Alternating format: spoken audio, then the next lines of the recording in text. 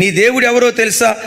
ఆధారం లేకపోయినా విశ్వసిస్తే ఆయన కార్యాలు చేయటానికి శక్తి కలిగినటువంటి వాడు. అరే నేనంట గోడల చుట్టూ తిరిగితే గోడలు ఎట్లా పడిపోతాయండి? ఒక మాట, కేకలేస్తే గోడలు ఎట్లా పడిపోతాయండి? గోడలు పడిపోవాలంటే గడ్డ పలుకులు తీసుకోవాలా, ఇనప పనిముట్టు తీసుకొని పడగొట్టాలా, డైనమిట్లు పెట్టి దాన్ని పేల్చాలా. వాళ్ళు డైనమిట్లు పెట్టలేదు, ఇనప రాడ్లు తీసుకోలేదు, ఇనప పనిముట్లు తీసుకోలేదు.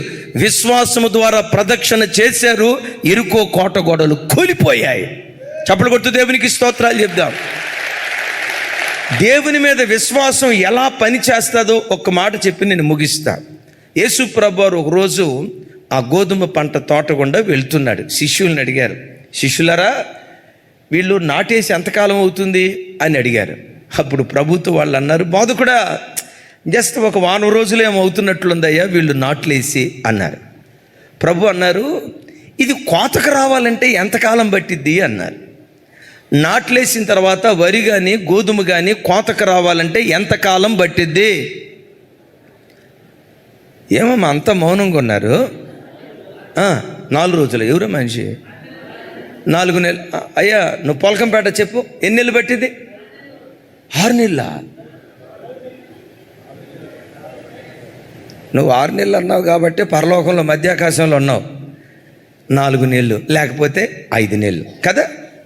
వాళ్ళు అన్నారు, లెక్కలేసి అయ్యా ఇప్పుడు నాట్లేసారు కదా, ఇది పెరిగి కంకొచ్చి దానిలో నుంచి వెన్నొచ్చి అందులో నుంచి కంకొచ్చి కోతకు రావాలంటే 1, 2, 3 అయ్యా ఇంకా 4 నెలలు పట్టిద్ది అయ్యా. 4 నెలల్లో ఇది కోతకు వస్తుంది అయ్యా. ఇది సైంటిఫిక్గా ప్రూవెన్. This is evidence. ఈ పంట కోతకు రావాలంటే 4 నెలలు, దీనికి ఆధారం ఉంది. ప్రభు ఏమంటారు తెలుసా? కన్నులెత్తి చూడుడి, అది ఇప్పుడే కోతకు వచ్చి ఉన్నది అంటాడు. కన్నులెత్తి చూడుడి, అది ఇప్పుడే కోత. అయ్యా కన్నులెత్తినంత మాత్రాన్ని ఇప్పటికిప్పుడే ఎట్లా కోతకు వస్తుందయ్యా? అది పెరగాల, దానిలో నుంచి వెన్ను రావాలా, కంకులు రావాలా, అది పూర్తిగా పండే స్థితికి రావాలా, 4 నెలలు పట్టింది. దేవుడు ఏమంటాడో తెలుసా? వైద్య శాస్త్రానికి అందని ఊహాతీతమైన కార్యాలు చేయగలిగిందే దేవుని పట్ల కలిగిన అచంచలమైన విశ్వాసం. దైవజనమా, నా చేతులెత్తి దీవిస్తున్నా, నీ కొరకు పరలోకపు స్వాస్థ్యాన్ని దేవుడు సిద్ధపరిచాడు.